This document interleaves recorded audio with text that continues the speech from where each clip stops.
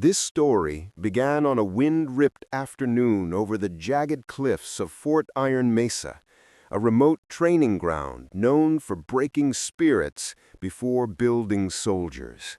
Among the trainees was Sergeant Liana Ward, a quiet, wiry Army Ranger with a reputation for moving like the wind and thinking faster than most men twice her size. She spoke little, observed much, and performed with surgical precision. But in every story of discipline, there is always someone who mocks it. That man was Captain Rowan Hayes. Hayes was loud, decorated, and dangerously proud of both. His authority wasn't just a rank, it was a weapon he wielded over anyone who dared outperform him. And Liana Ward, without meaning to, had done exactly that. Every time she excelled, he called it luck. Every time she solved a problem he couldn't, he brushed it off as chance. But the men watched, the instructors watched, and Hayes resented. On that day, they boarded a UH-60 Blackhawk for a mid-air insertion drill. Everyone strapped in, except Liana. Hayes had forgotten her parachute, a mistake no Ranger would ever make. When she pointed it out, Hayes smirked. Rangers claim to be the best. Prove you can survive without one. And before anyone could react, he shoved her out of the helicopter. The crew froze. Hayes folded his arms, certain he had finally broken the quiet soldier who outshined him. He was wrong, spectacularly wrong. The wind roared as Liana plummeted. The world became a blur of rushing air, tearing past her ears. At 3,000 feet, panic would have made any normal soldier scream. But she was not normal. Her eyes narrowed. She spotted the narrow shelf of rock jutting from the cliffside. She angled her body, cutting through the air like a blade, adjusting her descent by inches. The wind slammed against her face, but she kept calculating. Speed, angle, trajectory. Then, crack! She struck the rock shelf, rolled, absorbed the impact with a grunt, and slid to a halt only feet from the drop. Silence. Up in the helicopter, jaws dropped. Liana stood, dusted blood from her arm, and looked up at the helicopter still circling overhead. Even from that distance, they could see her posture, calm, collected, unbroken. The Ranger had landed without a parachute because she had something far stronger: control. When the helicopter landed at base, word had already spread. A soldier surviving a mid-air fall was unheard of. Doing it intentionally? Even more impossible.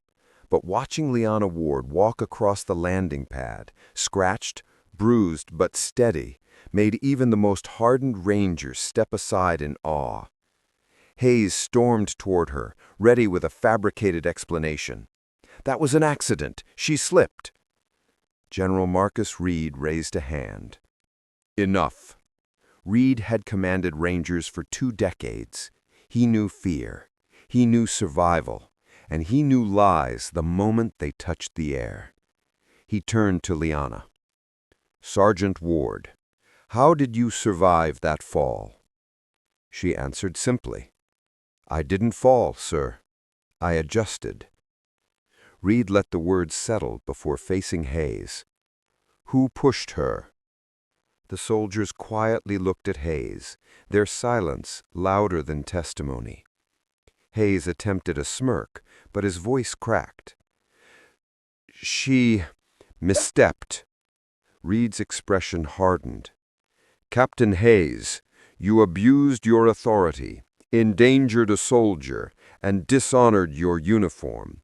Effective immediately, you are removed from command and under investigation. The captain's face drained of color. But the moment that truly reshaped the base was not the punishment. It was what Reed said next as he approached Liana. "For years I've taught rangers about strength. Today, you taught us about mastery. What you did wasn't survival." He paused. "It was discipline, control, the power arrogance can never understand."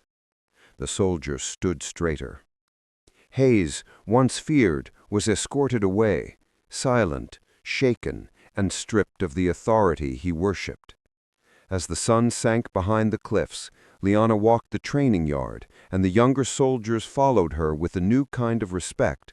Not fear, not awe, but learning. Because her victory wasn't loud, it wasn't violent, it wasn't fueled by rage.